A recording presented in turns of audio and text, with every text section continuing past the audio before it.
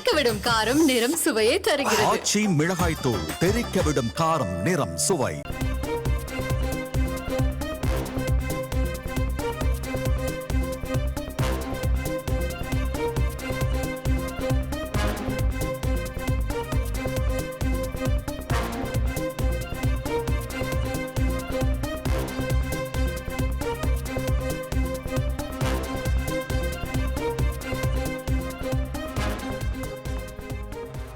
கடலூரில் விவசாயிகளை வெளியேற்ற இடைக்கால தடை விதித்து சென்னை உயர்நீதிமன்றம் உத்தரவு பிறப்பித்திருக்கிறது. முழு விவரங்களோடு இணைகிறார் நமது செய்தியாளர் சுரேஷ். வணக்கம் சுரேஷ்.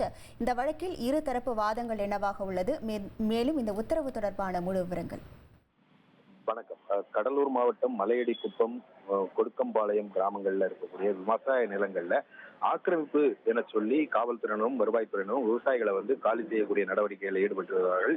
இதற்கு எதிர்ப்பு தெரிவித்து விவசாயிகள் சார்பில் உயர்நீதிமன்றத்தில் வழக்கு தாக்கல் செய்யப்பட்டது. இந்த வழக்கு இன்றைக்கு அவசர வழக்காக நீதிபதி சுந்தர் தலைமையிலான அமர்வில் விசாரணைக்கு எடுத்துக் கொள்ளப்பட்டது. அப்போது அரசு தரப்பில் ஆஜரான கூடுதல் தலைமை வழக்கறிஞர் அரசினுடைய பொது திட்டத்திற்காகத்தான் இந்த நிலங்கள் கையகப்படுத்தப்படுவதாக விளக்கம் அளித்தார்.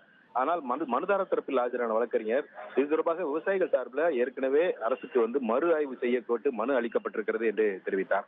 இருதரப்பு வாதங்களையும் கேட்ட நீதிபதி வருவாய்த்துறை செயலாளர் இது சம்பந்தமாக முடிவெடுக்கக்கூடிய வரைக்கும் விவசாயிகளை அந்த பகுதியிலிருந்து வெளியேற்றக்கூடாது என்று இடைக்கால தடை விதித்து உத்தரவிட்டிருக்கிறார்கள். மேலும் விவசாயிகளுக்கு எதிராக ஒருவேளை அந்த முடிவானது எடுக்கப்பட்டால் அதற்கு மேல்முறையீடு செய்ய 10 நாட்கள் கால அவகாசம் வழங்க வேண்டும் என்றும் நீதிபதிகள் உத்தரவிட்டிருக்கிறார்கள். உங்கள் விவரங்களுக்கு நன்றி சுரேஷ். தெறிக்கவிடும் காரம் நிறம் சுவையை தருகிறது. ஆச்சி மிளகாய் தூள் தெறிக்கவிடும் காரம் நிறம் சுவை.